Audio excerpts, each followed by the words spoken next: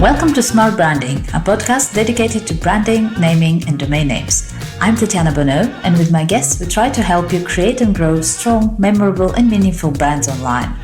I believe time is one of our most precious assets, and so I want to thank you in advance if you decide to spend the next 30 minutes with us. I promise to do my best to make those worth it. Let's go!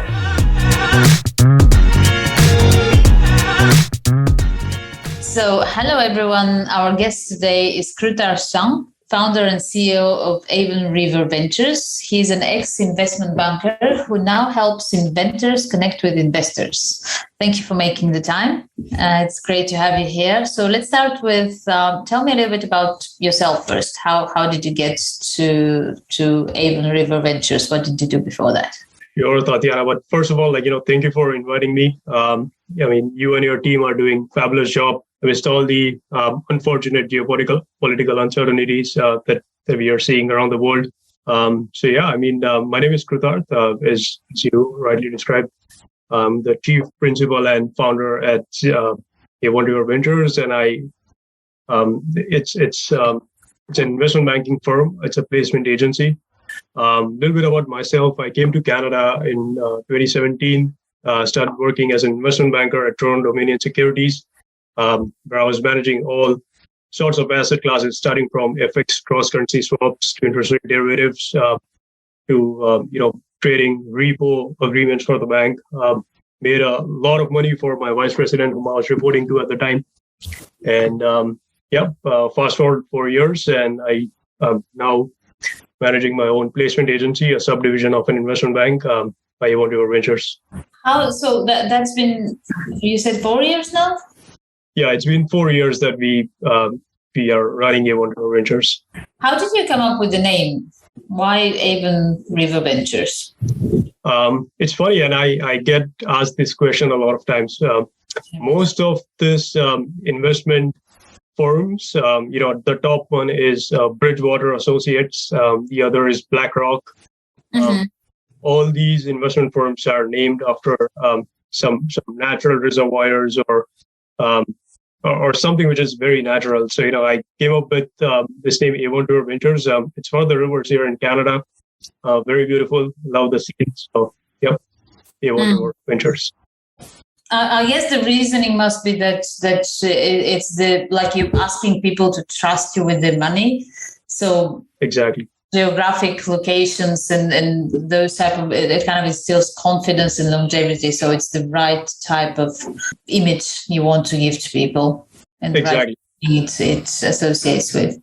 Exactly. But plus, one other thing, it does not conflict with anything which is conflictive interest in some sort, because it's natural. It's a name accepted by everybody. Mm-hmm. Yeah, I guess so. Yeah, it's friction free. Like you're not going to have somebody saying, "Oh, yeah, but that's associated with whatever," or that means whatever. Exactly. So you help entrepreneurs raise funds. Am I getting that right? That is right.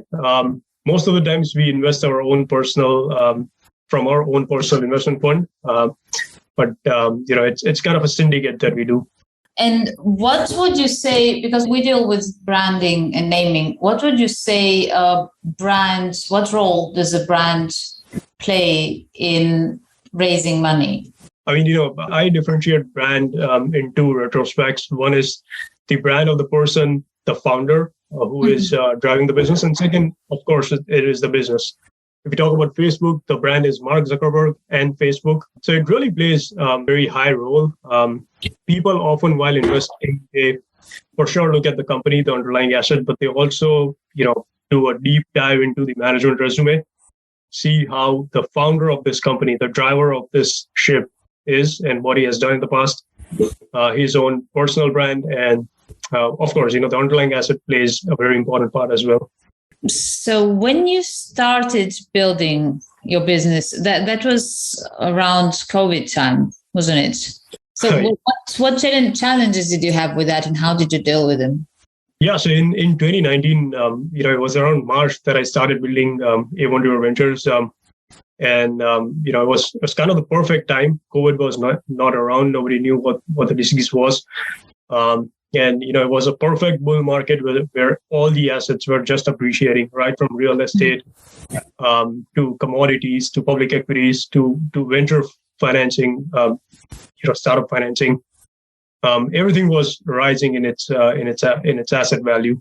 Then came September, where markets started tanking down. Then we had experienced a lot of hardships at that time. Soon in March of 2020, when public markets fell, still we were at the time of uncertainty and did not know what this was exactly. Most of the investment bankers around the world did not even know how severe this was. I was primarily in the business of investing at that time, and then just to mitigate the risk, I started, my lending arm of Avon Ventures, where we started. I basically had $350,000 at the point of time, and on the other side, I had assets in terms of companies that were looking for funds, and I started lending money at 8 to 10%, year-over-year interest. And, the founders were happy because they did not have any hardship in paying back this money as compared to venture financing, where usually, this, Tatiana, when we invest money in venture space, the exits are timed at 3x, 2x kind of a return. So founders most of the time end up paying double or triple the money that someone has invested. And mostly it happens through, raising another round of financing. But here, at 8 or 10% return, the interest return, they were able to borrow money at the right time when everybody needed. And I was able to pull up the business from the ground bottom. And yeah, so essentially, to your question, we started the lending arm of the business. Right. Of course, it makes sense. And you kind of touched on that a bit. What would you say are some common mistakes that entrepreneurs make when, I guess that could apply to generally growing their business, but when they're raising funds? Most of the times that I've seen, these founders or anybody who wants to start up a business, has a brilliant business idea.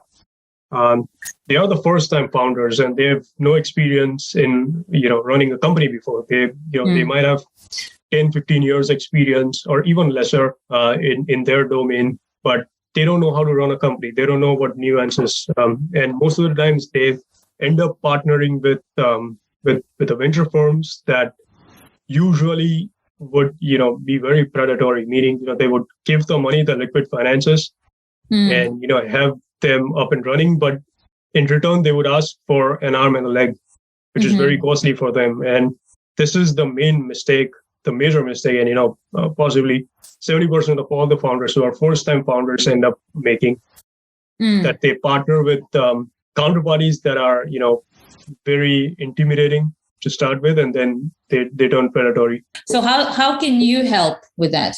With us, as we have the way I have set it up this arm of investment is that we don't really invest and plan for exits. Most of our deals are syndicate, so they are basically convertible notes. Either it's debt tied with some equity, or it's complete debt, or it's some sort of a safe round, which is a win-win situation for both the founders as well as the to us, which are on the investment side. And it is very streamlined.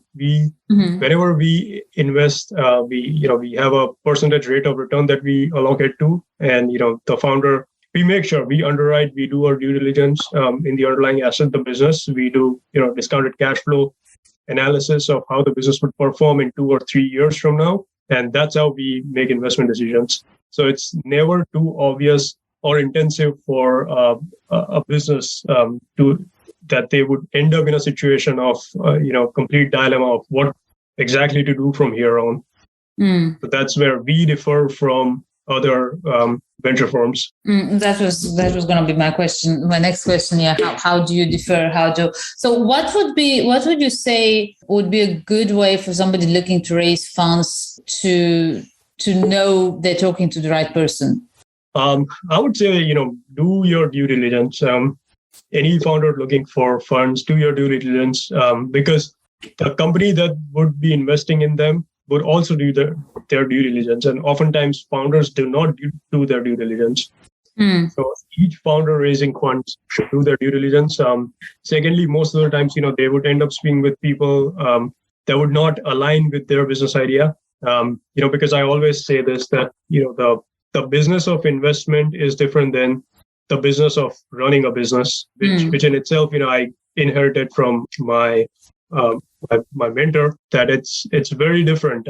Most of the times, these venture capitalists who would invest in early stage companies are not the right people to be investing in early stage companies. They usually are the ex investment bankers, who has been bankers for like 20 years, or technology professionals, and they now want to be in the business of investing in early stage companies because of the lucrative returns. But they are not really the right set of people who would invest in early stage companies. They could be a good late stage investors because early stage investors would require some sort of specific mindset in terms of how to do product iteration, product development, how to work with founders, what is the go-to-market strategy, how to time the market, how to devise their pricing matrix, things of that nature. Very small, but it's directly tied up to the returns that a venture capitalist would get at the end of the day. So yeah, these people are late stage investors, and they would often invest in startups with the mindset that they are investing in the late stage companies. But these are early stage companies for some different kind of mindset for the one who is investing. So who would be your ideal customer? And that's one question. The second attached to that would be, do you also work with investors, or is it just entrepreneurs, companies that are looking for funding? So yeah, good question. Both, I would say. Our ideal customer would be any startup, who's a first-time founder. We work with a lot of founders who are first-time founders, have a very innovative business idea, want to create something very unique. My personal focus is, not primarily that, but my personal focus is to work with companies that can advance humanity by solving some of the world's hardest problems that often revolves around cancers, climate change, inequality of distribution of natural resources, things of that nature. We work with a lot of companies around oncology, oncotech, climate change, clean energy, renewable energy, unequal distribution of land and other resources, the one that solves that problem. Over and above that, not just limited to that, but we work with any business that is looking for liquidity for ground-up financing, construction financing, real estate acquisition, partner buyout. If there is any bridge financing involved, short-term capital requirement, we work with them. Over and above that, our investment basically ranges from $50,000 of line of credit to all the way up to $75 million for construction financing projects, mainly in the United States and Canada. So that's our target market. All right. And what would you say? You mentioned some sectors that you sort of have an interest or preference towards. What would you say is the state of venture or business funding now? Are there any trends? Where do you see, how do you see we're coming up to the end of 2022? So how do you see that year ending? And what can you say about the future? Well, currently as it stands, we are just comparing the matrix, we in first quarter of 2021, we had the venture investment globally recorded at $58 million as compared to it was the second quarter. The first quarter was at $78 billion, which had a quarter-over-quarter decline of over 23%. As it stands, there are certain geopolitical uncertainties. There are some other macroeconomic factors that are not favoring the interest rate borrowings, and the cost of capital has gone up. So liquidity financing is at the forefront of this threat. Secondly, when it comes to venture firms, they have reported negative IRRs in 2022, and they would report negative IRRs in the first two quarters of 2023 as well. So as it stands, the cost of borrowing has been at a prime plus base rate, totaling at around 10%, and shall continue to grow up upwards and onwards for the next 3 quarters moving into 2023. All right. And how can business owners and entrepreneurs, businesses that are starting now and will be in the early 2023, how can they do better? What can they do to attract investments or lending approvals for their companies? It's a very tough time. I personally advise founders that, if their startup has or their business has failed to attract liquidity, I basically tell them to, make sure that they cut on their working capital and, divert some of that working capital towards their business and do whatever business activity that can generate greater returns. That's how that's one thing. Second, they can for sure reach out to us. We usually look at companies that are in distressed need of financing, and we help companies from all shapes and forms. A startup who is a real startup with no revenue, no background, with all the way up to a company that is making like $20 million in annual recurring revenue.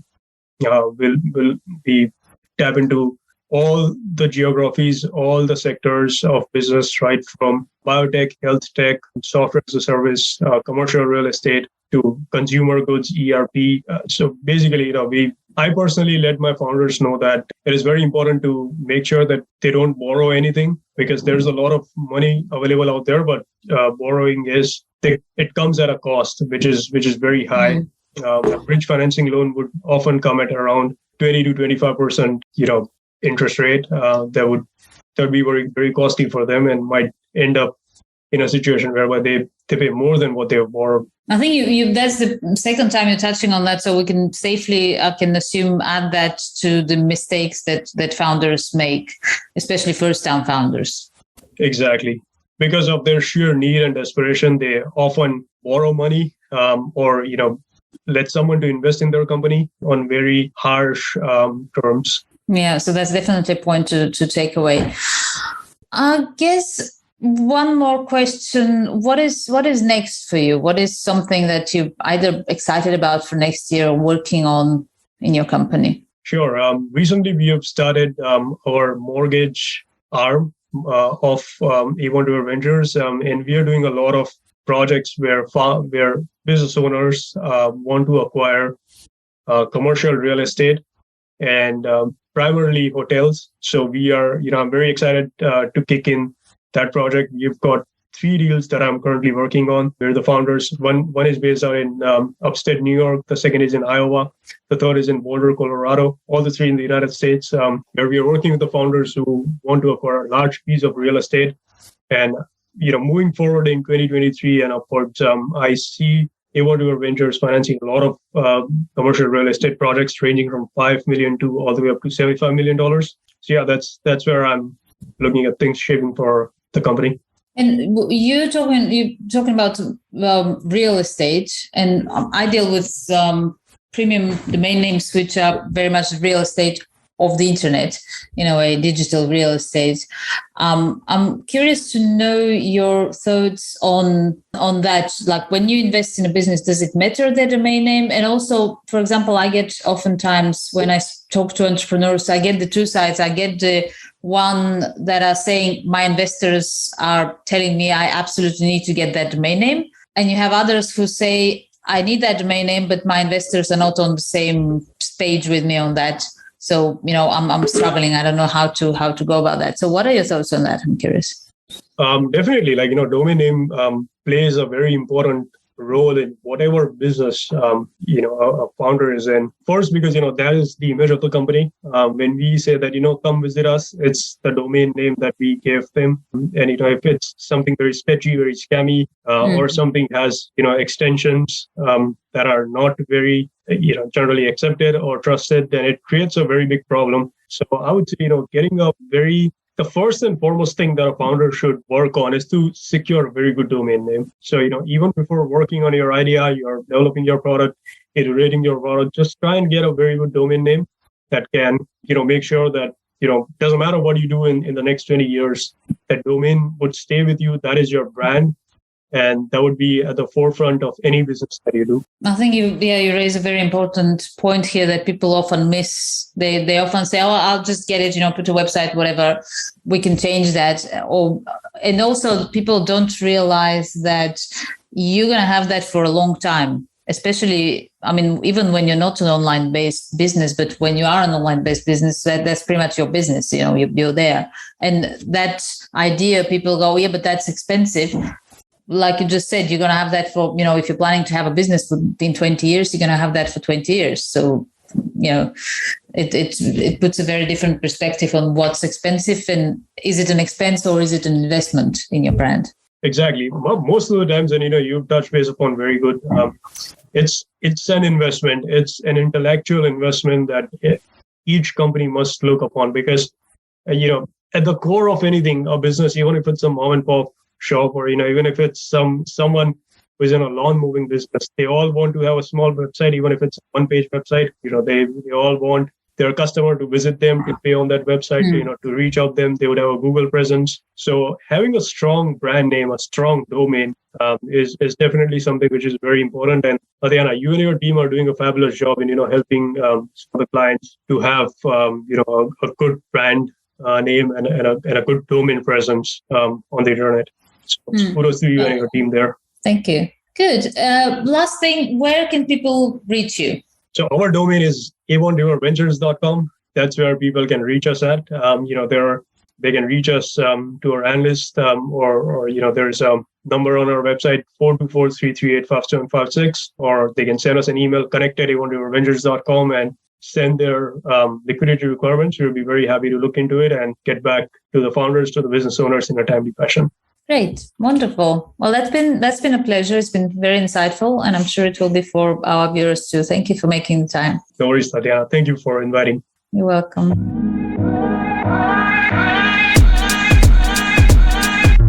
Thank you for joining us in this episode of Smart Branding Podcast. Feel free to visit smartbranding.com for more information, and reach out if you have any suggestions, questions, ideas, or just want to learn more about how a good domain name strategy can help you build a strong and successful brand. See you next time.